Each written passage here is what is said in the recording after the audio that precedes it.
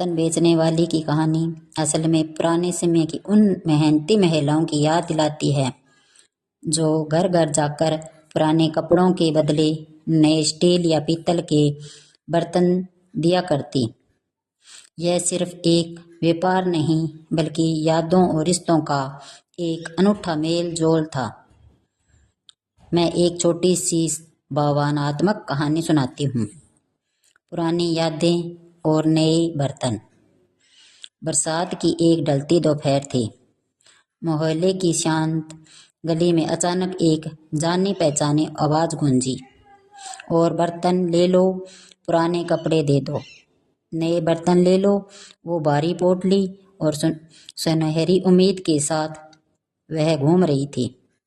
कमला चाची ने जैसे ही यह आवाज सुनी, उन्होंने बरसों पुरानी संदूक खोली। संदूक में वो साड़ियाँ और कुर्ते थे जो अब छोटे हो गए थे या कहीं से थोड़े फट गए थे।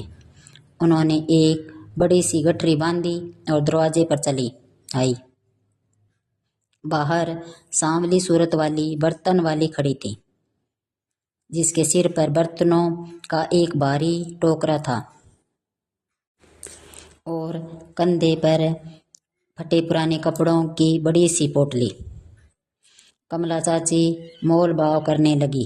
बर्तन वाली ने जमीन पर चादर बिछाई और एक एक करके चमचमाते स्टील के गिलास, कटोरियाँ और थालियाँ सजा दी। कमला चाची बोली, अरे ये कटोरी तो बहुत हल्की है, इसके बदले में मेरी सिल्क की साड़ी लेगी क्या? बर्तन वाली बोली, नहीं माँ जी, सिल्क पुराना हो गया है, पर इस भारी सूती चादर के बदले मैं आपको ये तपेली दे सकती हूँ। वह कोई मशीन नहीं थी, उसे पता था कि किस कपड़े के पीछे क्या कहानी है।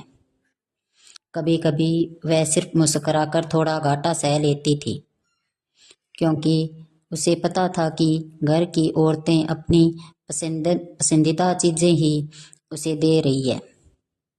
उस दिन कमला चाची ने अपनी एक पुरानी शाल, जो कभी उसके पति ने उन्हें पहली सालगिरह पर दी थी, वह अब बहुत घिस चुकी थी।